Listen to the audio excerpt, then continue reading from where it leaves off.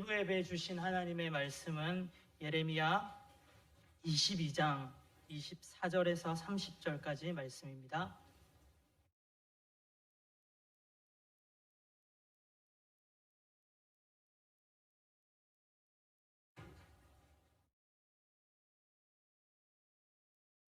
예레미야 22장 24절에서 30절까지의 말씀을 저와 성도님들 한 절씩 교독하겠습니다.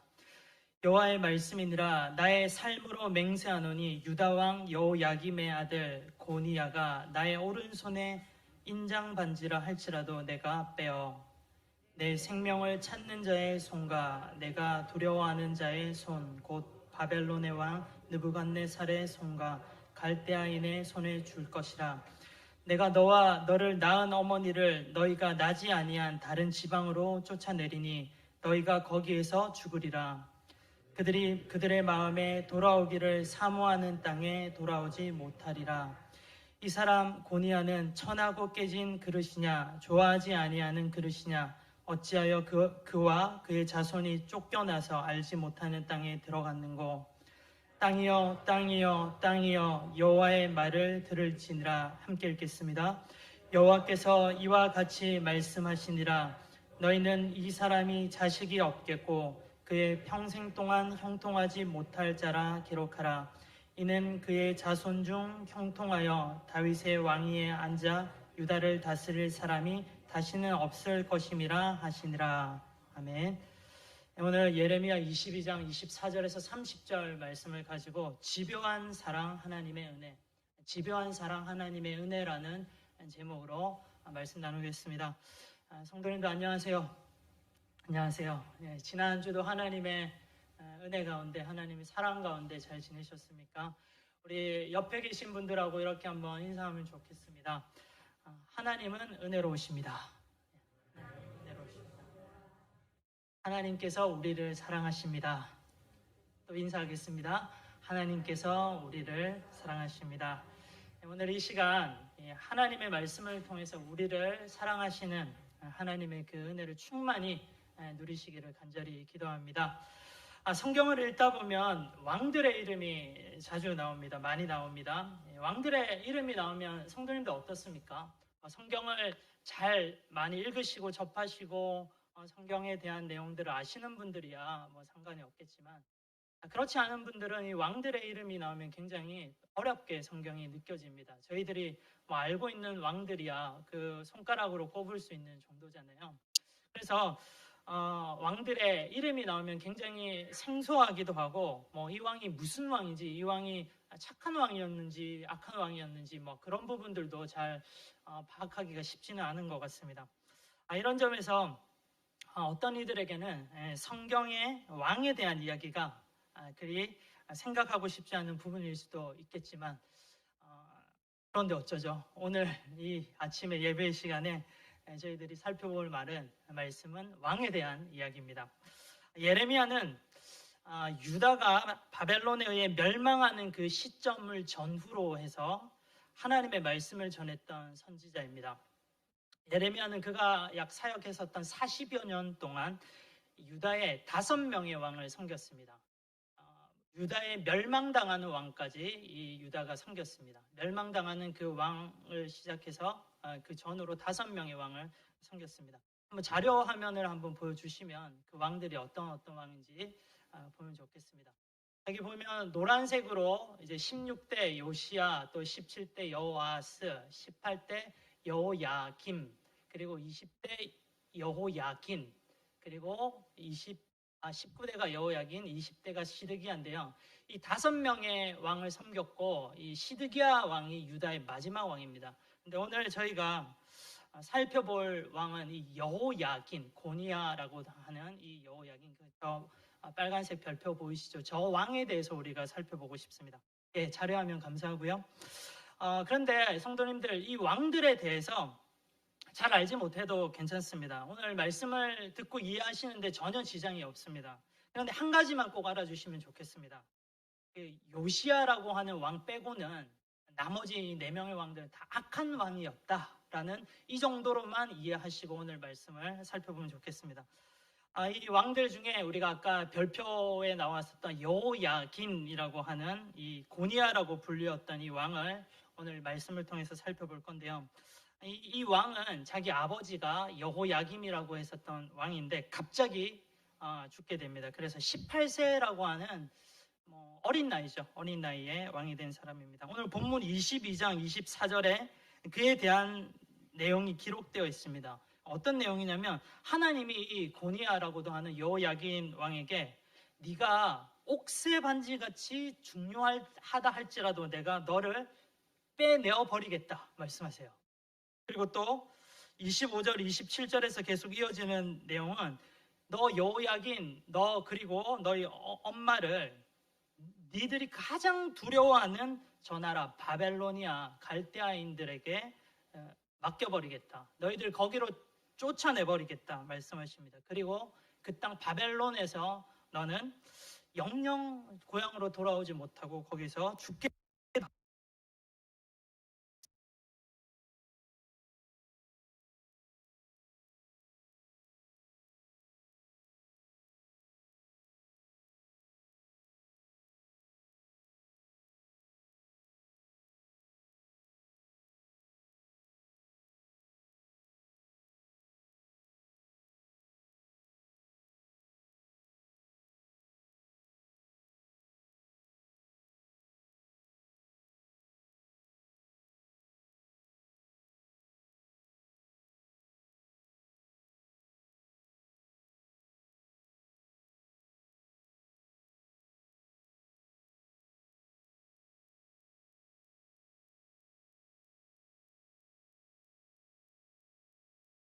동안 다스렸다. 그의 어머니 느수다는 예루살렘 출신인 엘라단의 딸이다.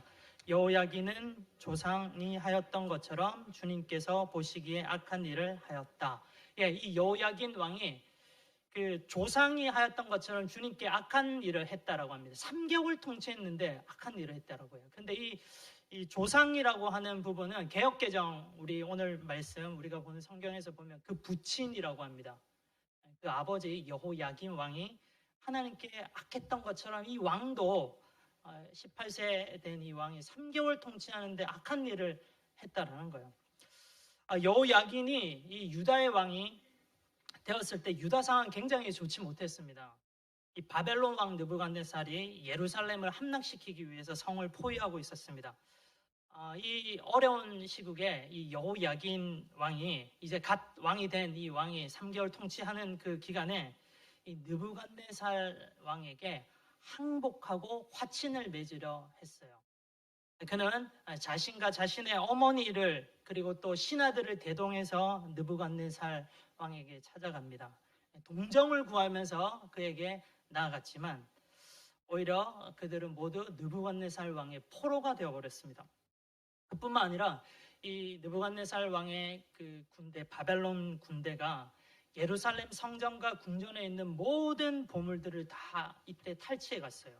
그리고 또 바벨론의 군대들은 예루살렘의 상류층들, 또 귀족들, 엘리트들, 고급 기술자들, 관료들, 그리고 정예 군사 10,000명까지 해서 예루살렘의 노른자라고 할 수 있는 모든 똑똑한 사람들 다 잡아서 포로로 데리고 가버립니다. 일명 이때 포로로 잡혀갔던 사람들을 우리는 바벨론 2차 포로라고 합니다. 이때 우리가 잘 아는 선지자 중에 에스겔이라고 하는 선지자도 이때 2차 포로로 끌려가게 되죠. 그래서 성경은 말합니다. 이때의 시점 유다 땅에는 아주 가난하고 악한 사람들만 남게 되었다고 성경은 말하고 있습니다. 여호야긴 왕이 그 하나님 보시기에 악한 왕이었다고 지금 계속 말씀을 드리는데요. 그는 3개월간 왕위에 있으면서 하나님의 진노를 격발케 했습니다. 그의 아버지가 하나님을 배역하면서 어떤 나가는 모습을 보았으면 좀 깨달아야 되는데 깨닫지 못합니다. 그리고 또 하나님이 바벨론 침공을 통해서 하나님 앞에 바짝 엎드리며 용서를 구할 것을 지금 말씀하시지만 그 음성을 듣지 못해요. 하나님이 아닌 느부갓네살에게 나아가서 막 지금 엎드리려고 하고 있습니다. 그는 여전히 하나님께 은혜를 구하지 않았고요. 마음은 강팍했고 그 죄악에서 벗어나려고 하지 않았습니다. 하나님 반복해서 이 예레미야를 통해서 그 악한 길에서 돌이켜야 된다 경고했지만 여전히 그는 돌이키지 않았습니다. 그렇게 이 여호야긴은 바벨론의 포로로 끌려가게 되고 그곳에서 일평생 또 감옥에서 살게 됩니다. 고대 시대 전쟁 포로가 어떤 존재입니까? 인간 이하의 취급을 받는 그런 존재였습니다. 우리는 이 부분 잘 알고 있습니다. 유다에서 얼마 전까지 왕으로 떵떵거리면서 살았던 이 왕이 여호야긴 왕 아닙니까? 그런데 바벨론 감옥으로 가보니까 인간 이하의 정치 포로에 지나지 않는 그런 삶을 살아야 되겠습니다. 이렇게 포로로서의 생활을 그 바벨론 감옥에서 한 지가 어느덧 37년이라는 시간이 지나가고 있었습니다. 포로로 가서 18살 때 포로로 어느 날이었어요. 그런데 이 어느 날 죄인이 하나님 찾아왔습니다. 하나님의 은혜. 새롭게 바벨론에 등극했었던 왕이 이 여호야긴 왕에게 특사를 베풉니다. 그리고 그가 그 감옥에서 벗어나게 하고 또 그에게 친절을 베푸는데 높은 자리에까지 그를 세워줍니다. 그리고 늘 왕과 한 상에서 먹을 수 있는 그 특권까지도 이 여호야긴 왕에게 허락합니다.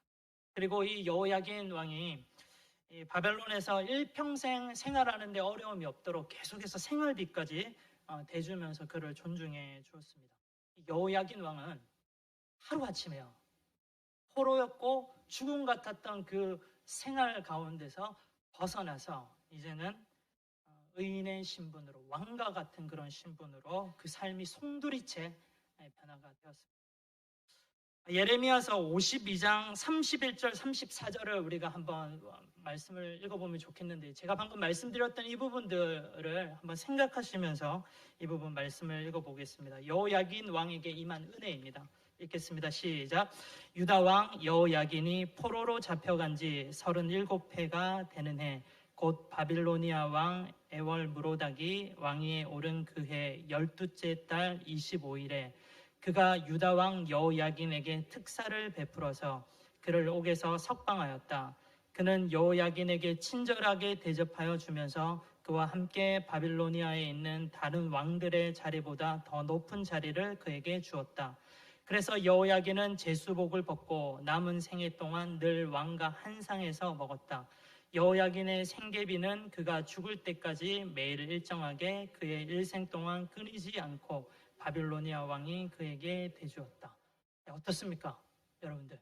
이 여호야긴 왕에게 하나님의 은혜, 이 놀라운 하나님의 은혜가 찾아온 겁니다. 여호야긴 왕에게 임한 은혜는 여기에서 지나지 않습니다. 여호야긴 왕의 후손으로 장차 메시아 그리스도가 탄생을 하시는 은혜도 있었습니다. 마태복음 1장에 보면 예수님의 족보의 이야기가 나오죠. 아브라함에서 시작해서 예수님의 탄생까지 이르는 그 족보입니다. 이 족보에 분명히 마태복음 1장 11절 12절 부분에 이 여고냐, 여호야긴 왕이라고 하는 여고냐의 이름이 등장합니다. 참 놀라운 하나님의 은혜가 아닙니까?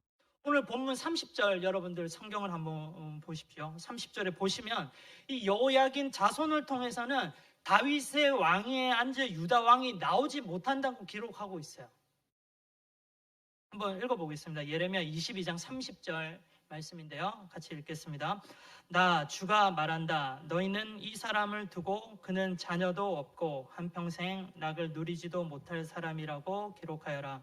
다윗의 왕위에 앉아서 유다를 다스릴 자손이 그에게서는 나지 않을 것이다. 직접적으로 여호야긴 왕이 아들들은 뭐 유다로 못 돌아가니까 유다 왕이 될 수가 없었죠. 그 부분에서 이 부분 성경이 맞기는 하지만 그런데 그의 후손 중에서 진정한 유다의 왕 예수 그리스도가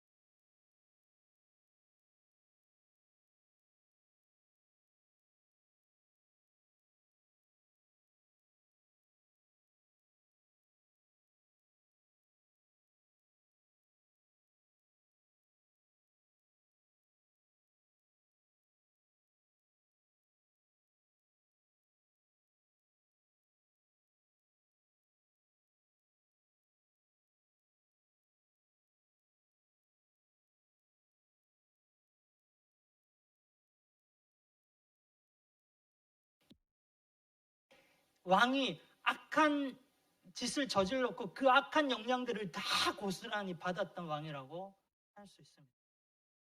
이 므낫세 왕은 이 유다에 악한 영향력을 끼치면서 유다를 죄악의 구덩이로 몰아갔고 이 유다가 멸망하는 데 결정적인 역할을 했던 왕이 이 므낫세 왕입니다.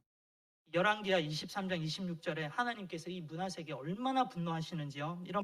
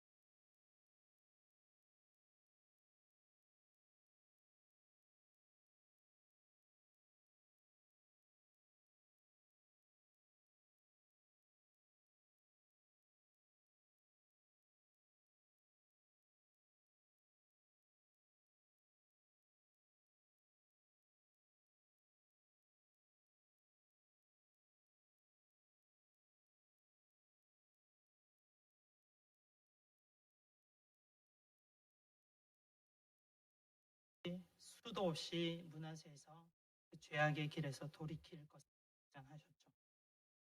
결국 이 하나님의 은혜가 임하니까 므낫세가 하나님 앞에 겸비하며 하나님께 회개하게 됩니다. 하나님의 은혜가 임하면 내가 죄인이라는 사실을 인식하고 그 죄를 자복하게 됩니다. 므낫세도 그렇게 했습니다. 신기합니다. 예전에는 내가 죄인이라는 것을 도저히 인정하지 못했는데 하나님의 은혜가 딱 임하니까 내가 죄인이라는 게 너무 느껴지는 거예요. 그리고 이 죄 때문에 내가 하나님밖에 붙을 수가 없게 되는 겁니다. 하나님의 은혜가 임해서 또 우리가 이렇게 되기도 하고 또 우리가 또 하나님 앞에 겸비하며 나아갈 때 또 하나님의 이런 은혜가 선순환으로 일어나고 이런 사람들이 하나님의 은혜를 입은 사람이라고밖에 말할 수 없습니다. 하나님 오늘 본문에서 여호야긴 왕에게 37년 동안 끈질기게 신실하신 그 사랑으로 은혜의 콜링을 하셨습니다. 그리고 또 하나님은 50년 동안 끈질기게 신실하신 그 사랑으로 므낫세 왕에게도 은혜, 사랑의 콜링을 하셨습니다. 하나님은 악인이 죄로 인해서 멸망당해서 죽는 것을 원치 않으십니다. 하나님께서 정말로 원하시는 것은 악인이 마지막 순간까지도 기회를 줄 테니 네가 그 악한 길에서 돌이키고 살아라. 하나님이 이것을 원하십니다. 예수님께서 십자가에 못 박히실 때 예수님의 오른편 왼편으로 두 명의 강도도 함께 십자가에 못 박혔습니다. 로마 시대 십자가형이라고 하는 사형 방법은 가장 무서운 사형 방법, 또 잔인하고 비인간적인 사형 방법이었습니다. 그래서 로마에는 법이 있었죠. 로마 시민은 절대 이 비인간적인 십자가 사형을 받을 수 없다, 이런 법이 있었습니다. 로마 십자가 처형의 대상은 크게 두 부류의 사람들이었습니다. 먼저는 정치적인 반란자 혹은 폭동을 일으키는 그런 죄인들, 그리고 또 다른 한 부류는 정말 악한 죄인들입니다. 지독하게 악한 죄를 범해서 그 사회를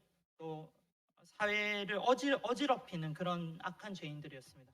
예수님께서 십자가를 지신 이유를 굳이 로마 시민들의 시선으로 생각을 해보자면 정치적 반역자의 제목으로 예수님은 십자가에 못 박히셨죠. 유대인의 왕. 그래서 예수님은 십자가에 못 박히게 됐는데, 그렇지만 예수님 좌우에 달린 죄인들은 다릅니다. 이들은 악한 사람이었어요. 우리가 상상할 수 있는 그 악인, 가장 큰 악인, 이런 악인을 상상하시면 될 것 같습니다.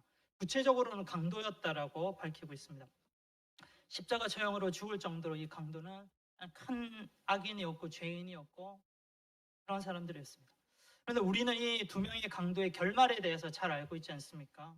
이 중에 한 명은 죽을 때까지 예수님을 저주하고 조롱하면서 모욕합니다. 너는 그리스도가 아니냐? 너도 구하고 우리도 구해라. 조롱조로 예수님을 모욕합니다. 그렇지만 다른 한 명은 달랐어요. 그는 다른 이 강도는 이렇게 말합니다. 이 다른 강도에게 똑같이 처형을 받고 있는 주제에 너는 하나님이 두렵지도 않냐? 이렇게 이야기하며 또 누가복음 23장 42절 43절에는 이렇게 이야기합니다. 예수님, 주님이 주님의 나라에 들어가실 때 나를 기억해 주십시오. 예수님께서 그에게 말씀하십니다. 내가 진정으로 내게 말한다. 너는 오늘 나와 함께 낙원에 있을 것이다. 한 명은 전형적인 은혜를 입은 사람의 모델이고요. 또 다른 한 명은 전형적인 은혜 없이 멸망당해서 죽을 자의 모델입니다. 하나님은 이 두 명에게 마지막인 마지막까지 죽기 직전까지 그 죄의 길에서 돌이킬 수 있는 이 은혜의 콜링을 똑같이 하세요. 왜 그런데 똑같은 상황에서 한 명은 끝까지 회개하지 못하고 한 명은 회개할 수 있었을까? 이 이유를 우리는 어떻게 설명할 수 있습니까? 하나님의 은혜가 임한 사람은 회개할 수 있었고 그로 인하여서 사망에서 생명으로 옮겨질 수가 있었고 하나님의 은혜가 없는 사람은 절대 회개할 수 없고 멸망의 그 길로 계속해서 가게 된다는 겁니다. 다시 한번 말씀드리지만 하나님은 그 어떤 죄인이라도 그 어떤 흉악한 죄를 지었다 하더라도 우리가 그 죄의 값으로 죽는 것을 기뻐하시지 않는 분이십니다. 마지막까지 그 죄에서 회개할 기회를 주시고 은혜의 콜링을 하시는 분이십니다. 하나님의 놀랍고 끈질긴 사랑, 하나님의 은혜입니다. 하나님의 은혜를 받아들이냐 받아들이지 않느냐는 우리들의 몫입니다. 므낫세와 여호야긴이는 마지막에 이 은혜를 받아들였습니다. 은혜 없이는 불가능한 일인데 이들은 이 은혜에 있어서 이 은혜를 받아들인 것입니다. 그래서 이들은 은혜 있는 자라고 말할 수 있습니다. 오늘 말씀을 준비하면서 찬송가 305장이 떠올랐습니다. 전 세계에서 가장 유명한 찬양인데요. 예수님 모르던 사람들도 누구나 다 알고 있는 찬양입니다. 이 찬양에 얽힌 간증을 듣고 이 찬양의 가사를 음미하면서 일본의 많은 영혼들이 눈물 흘리는 그 현장을 저는 똑똑히 목도했습니다. 어메이징 그레이스라고 하는 찬양인데요. 이 찬양에 얽힌 내용들 다 아실 거라고 생각합니다. 18세기 영국에서 노예 무역으로 엄청난 돈벌이를 했었던 그 존 뉴턴이라는 자신의 삶과 삶을 뒤돌아보고 죄를 회고하면서 지었던 노래가 이 어메이징 그레이스입니다. 하나님의 놀라운 은혜, 하나님의 집요한 사랑. 이 존 뉴턴 목사님이 나중에 그가 체험했던 하나님의 그 크신 은혜와 사랑을 그는 노래로 만들어서 세계 수많은 사람들에게 간증하고 이 하나님의 사랑이 얼마나 큰지 이 찬양을 들을 때 또다시 하나님의 콜링으로 받아들이고 이 은혜를 영접하라라고 권면을 하고 있습니다. 어메이징 그레이스 1절 2절을 한번 저희들이 그냥 가사를 한번 띄워주시면 어메이징 그레이스 1절 2절 가사를 띄워주시면 간단하게 한번 가사를 좀 살펴보면 좋겠습니다. 1절에 보면 나 같은 죄인 살리신 주 은혜 놀라와 잃었던 생명 찾았고 광명을 나 같은 죄인이라는 죄인이요 보통 죄인이 아닙니다. 진짜 죄 가운데 찌들어서 나는 정말 죽을 수밖에 없겠다 생각해서 그런 므낫세 같은 죄인입니다. 2절 그 큰 죄악 이런 큰 죄악에서 나를 건져주신 하나님의 은혜가 너무 놀라워. 나 처음 믿은 그 시간 귀하고 귀하다. 여러분들 나중에 이 찬양을 한번 다시 듣고 또 불러보시면 좋겠습니다. 이 찬양을 부르시면서 마음에 기쁨과 감동이 있다는 것은 하나님의 은혜가 여러분들에게 임하고 있다는 증거입니다. 그리고 여러분은 이 하나님의 은혜를 받아들이는 은혜 입은 자라는 것을 또한 증명하는 것입니다. 우리는 어떤 죄라도 용서하시고 덮어주시는 사망에서 생명으로 옮겨주신 하나님의 은혜를 입은 사람입니다. 혹여나 이 시간에 내가 지었던 반복된 죄 때문에 괴로워하고 아파하시는 그런 분들 계십니까? 이 오늘 말씀을 통해서 하나님은 또다시 집요한 하나님의 사랑으로 은혜의 자리로 여러분들을 콜링하고 계십니다. 이 은혜를 입으시고 하나님의 사랑의 은혜의 자리로 나아가시기 바랍니다.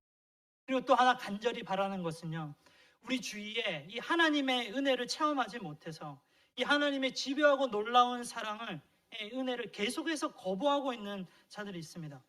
우리들의 가족들 중에도 있고요, 우리들에게 친한 친구들 가운데도 있습니다. 정말로 내가 사랑하는 사람 중에도 이 은혜가 없어서 이 하나님의 은혜를 누리지 못하는 자들이 있습니다. 이들을 위해서 우리가 해야 될 것이 있습니다. 매일매일 기도하는 거예요. 하나님, 이들이 하나님의 그 크신 은혜인 예수 그리스도를, 십자가의 은혜를, 복음을 받아들일 수 있게 해주세요. 이 은혜를 주세요. 그리고 은혜 주셔서 이들이 믿게 해주세요. 이렇게 기도하는 겁니다.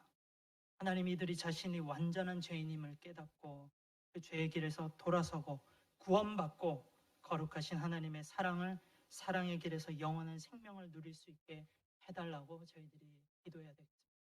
하나님의 은혜가 임하면요, 내가 죄인이라는 것을 알게 되고 하나님 앞으로 나아가게 됩니다. 우리 주위에 사랑하는 영혼들을 떠올려 보십시오. 그들을 떠올리시면서 하나님, 이들에게 은혜 주세요. 이번 한 주뿐만 아니라 우리 평생에 그렇게 간절히 간구하고 나아가는 복된 저와 여러분들 되기를 기도합니다. 기도하겠습니다.